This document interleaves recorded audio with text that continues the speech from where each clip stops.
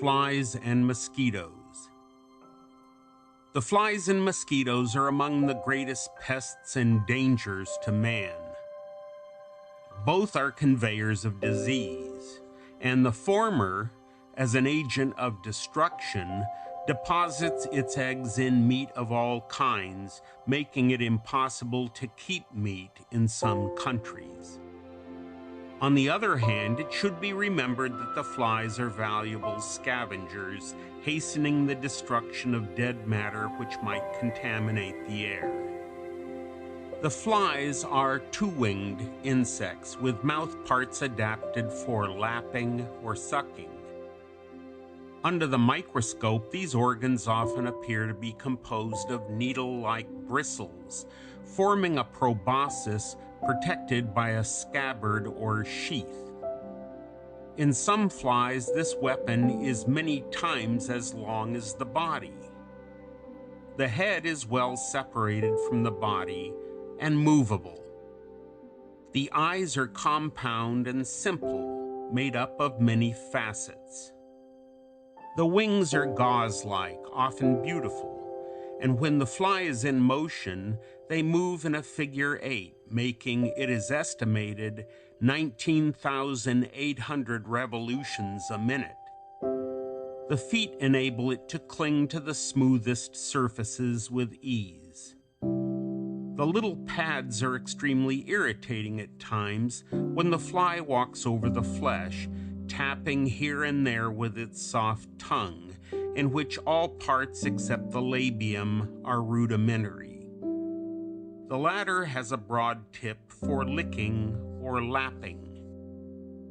The flies breathe by spiracles and are among the most active of all insects, and the bravest, attacking man and beast and refusing to be driven off despite the most active and spirited defense. The development of the housefly is a familiar process. The eggs of the flesh fly, as an example, are small white objects which hatch into maggots. These change gradually, finally becoming pupae, then assuming the adult form. The blue bottlefly is one of the best known. The housefly is found in greatest numbers near stables, as there, in the piles of refuse, the eggs are deposited, hatching in 24 hours. The young appear as fleshy, soft, footless worms or maggots, which are ravenous and live upon the most fetid matter for 2 weeks, when they change into a pupa, a barrel-shaped cocoon-like form. For 2 weeks, this remains motionless, when out of it breaks the perfect housefly, soon to deposit its eggs and help produce the tens of millions of flies which swarm wherever human beings are found. Among the many species of flies, some are bloodsuckers, as the horseflies. The robber flies are the hawks of the race, carrying off other insects, even large dragonflies. The many species of horseflies attack horses and cattle, and the animals are often driven to a frenzy by their approach. An entire herd will recognize the approach of these insects and stampede. Many of the flies deposit their eggs upon the hairs or nostrils of horses. Flies exist in countless varieties, from harmless creatures to some in Africa which are deadly to cattle and horses, from the ordinary fly whose larva lives in cheese to others which thrive in alcohol and wine. In California, the larva of one species is found in Lake Mono, where no other animal can live. Hundreds of bushels of them are sometimes washed upon the beaches, constituting a favorite food for the Indians. The warfare declared against mosquitoes in America, suggested by Dr. Howard, has attracted widespread attention to these insects, which have rendered many localities absolutely uninhabitable. A Florida physician informed me that in a certain locality, horses had been killed by these insatiate bloodsuckers, which are now known to be the carriers of the germs of yellow fever. Over almost every pond or pool in summer, they may be seen in countless numbers, filling the air with their disagreeable music.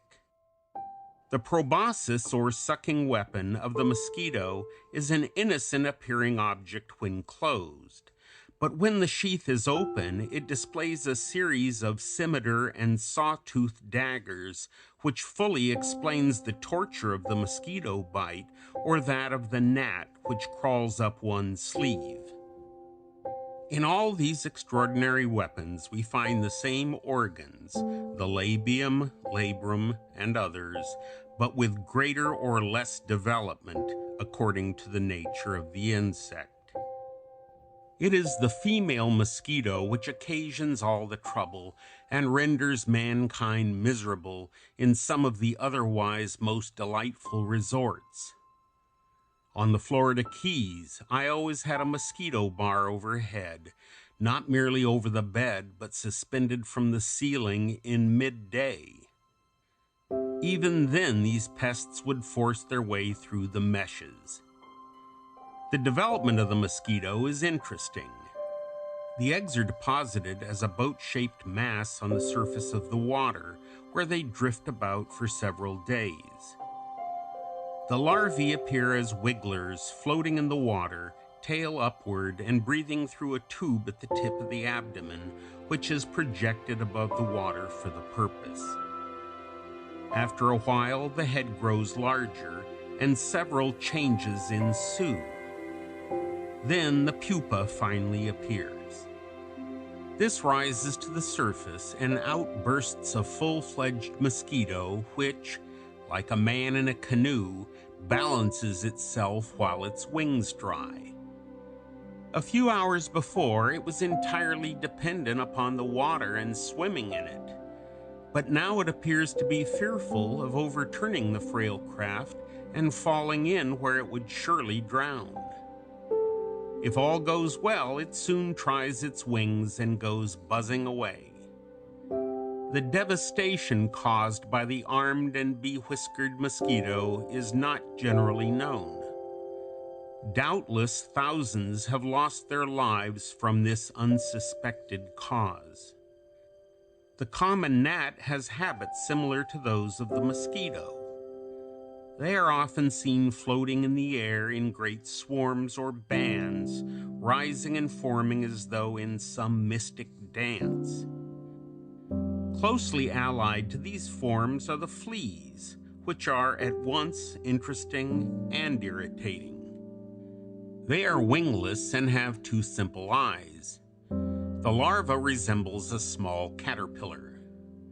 It attains its growth in 12 days, then enters a small cocoon which it weaves. There it remains for 16 days, when it breaks forth a full-grown flea. Of all insects, the fleas are the most amenable to instruction. Some years ago, a flea circus was one of the attractions of New York, where, by looking through a magnifying glass, one could see fleas dragging chariots with other fleas dressed as cavaliers sitting on the seats. Many other seemingly impossible feats were exhibited. End of chapter 26.